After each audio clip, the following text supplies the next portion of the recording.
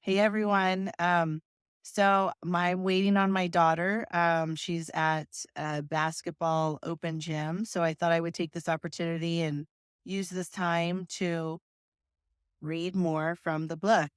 I thought this was really cool um, because it talks about our commute to work and kind of even being able to be in the moment, even when you're driving, with stress, anxiety going to work, whatever those thoughts are. And I think we all have been there or um, have experienced some of those things. So I thought this was pretty cool. So take a listen.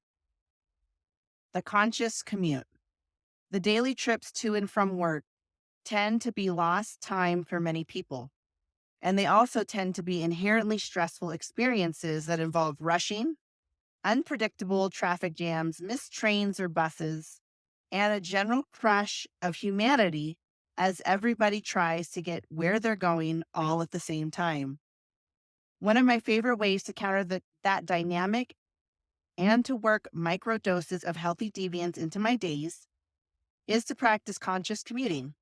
I consider it one of those small scale revolutionary acts or subtle jujitsu moves that can surprisingly have big impacts. Conscious commuting, practice of tuning in to your daily out and back experience and making it your own. It can involve the following: allow a few additional minutes for your trip with the goal of enjoying the drive, ride, or scenery, and potentially being able to stop if you encounter something fun or interesting along the way. Keep your headspace quiet and calm rather than filling it with media, external noise, and other distractions. Seeing the drivers, passengers, pedestrians, cyclists, and other people you encounter along the way as fellow travelers rather than moving obstacles. Assuming an attitude of kindness, patience, and generosity, looking for opportunities to allow others to merge into your lane or proactively waving them ahead of you in traffic rather than trying to beat them or block them out. Breathing deeply rather than holding your breath, relaxing your face, neck, and jaw rather than clenching them. Acknowledging, nodding politely, or making friendly eye contact with people you encounter rather than ignoring or scowling at them. Deciding you will get there when you get there rather than rushing and spending the entire commute awash in anxiety about being late.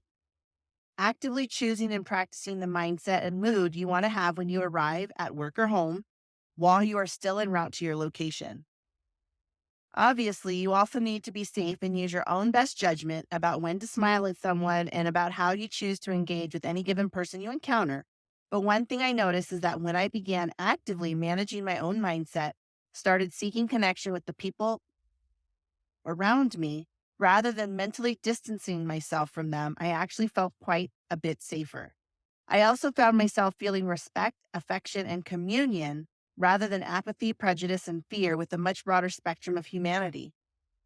That often had an uplifting and inspiring influence on my days. Even if you don't commute to work, maybe you work from home or you're a stay at home parent or caregiver, a student, or are institutionalized, consider how you might be able to actively adjust whatever transition time you typically have between the major parts of your days, even if that is a walk down the hall, in the service of your own health and happiness, and in the service of showing up at your destination as the person you most want to be. So I think we can all learn from this. I'm not going to say too much because I think what was said was perfect. Literally think about that. Arriving to your destination as the person you most want to be. Have a good evening, y'all, and we'll talk soon.